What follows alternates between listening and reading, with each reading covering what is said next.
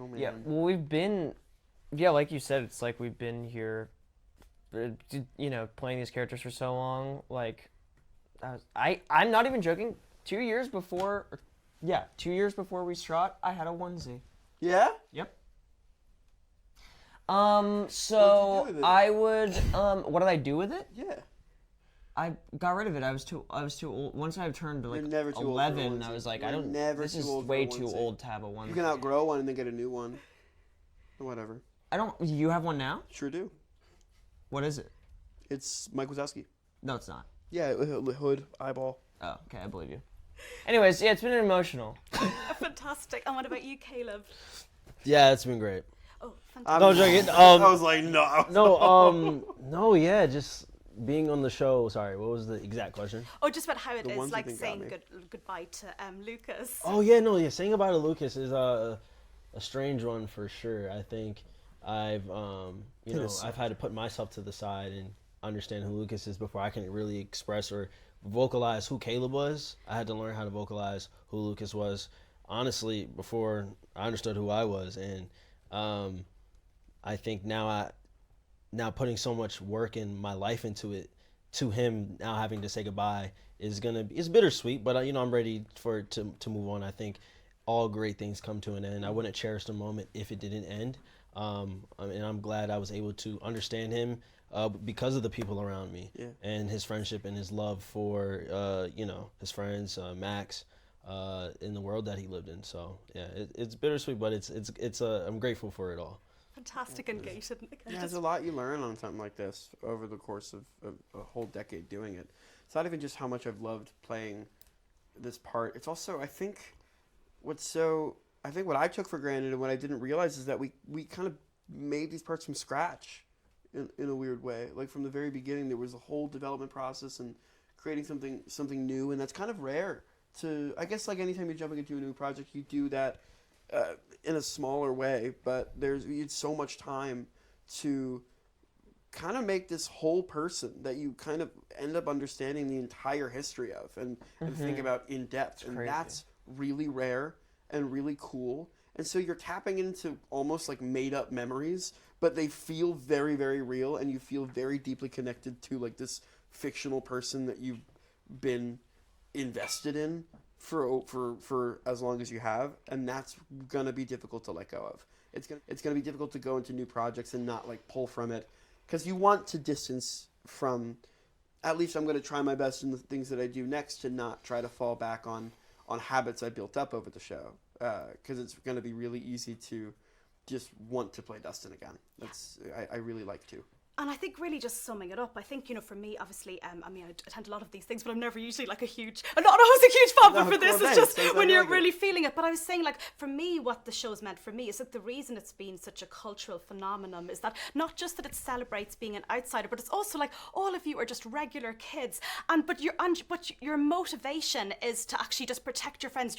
The bravery comes from severely, like, you put yourselves in such extremely dangerous situations every season, but the motivation all comes from love. And I suppose for all of you, what sums up for you what makes the show this special for fans? Oh man. I mean, I think that not to give a lazy answer, but I do think that it is all coming from a place of the Duffers, and the Duffers are like this. They live their lives by doing right by the people around, by their friends, and by accepting weirdos and accepting outsiders. And I think our characters do the same thing, but under crazy high stakes circumstances, and so I think that's why people like it and feel accepted by it as well.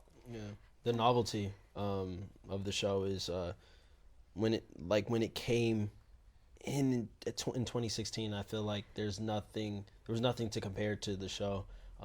It brought so many different genres together and made it suitable for everyone. I feel that everyone around the world could relate to it. All the stories, the textures, the layers of the story. It's brought out so many like going to Comic-Cons, seeing all the different faces, people that have been inspired by the shows. Our characters, the ensemble, our characters have stories of their own. you know. So it's just so many different things you can like talk about that is relatable, that makes it feel like you're at home. Totally. It's one of the only shows that's done a really, I mean, many shows have done this, I think it's one of the only ones to instantly successfully take a crack at it, but it really does appeal to so many demographics of people, to the point where whole families go in and sit down and enjoy it together. And that's something that I think was learned over the course of making it, and something that we kept hearing, and that I think Matt and Ross kept hearing, is that a lot of times when people would talk about it, it gave them, especially people around our age, it kind of gave them something in common with their parents. And that's a really interesting thing to approach, because I just recently experienced that too, of late, like with my dad. Like, we didn't share a whole lot of interests growing up, and now we suddenly do. We have a shared interest that we've bonded over, and I hear that Stranger Things has been the same for other people as well. And only recently being able to relate to that, I find that to be very special about our show. And because a lot of times people bring up that what brought them into the show is the nostalgia factor, and being reminded of a time in which they grew up that they miss and like to reminisce on. But I do also enjoy that when this is brought up, Matt and Ross kind of approach that with a skepticism, because they're like, but then why do so many younger people like to invest their time in the show too? They understand that they have kind of this deeper drive behind it to make something very special for quite a lot of people. And I think it was like a lot of right place, right time.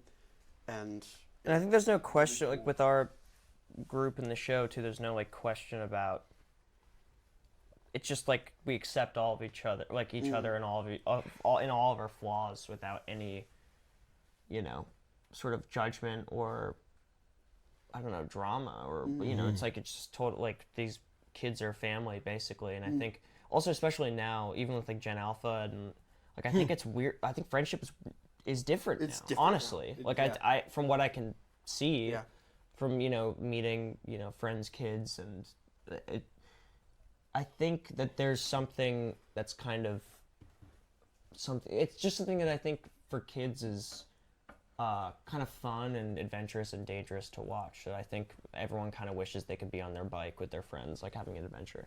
Yeah. Something about it that's a little like saying bye to like a part of yourself or a version of yourself. I mean, I played Nancy through all of my 20s, so there's definitely like a closing of a chapter.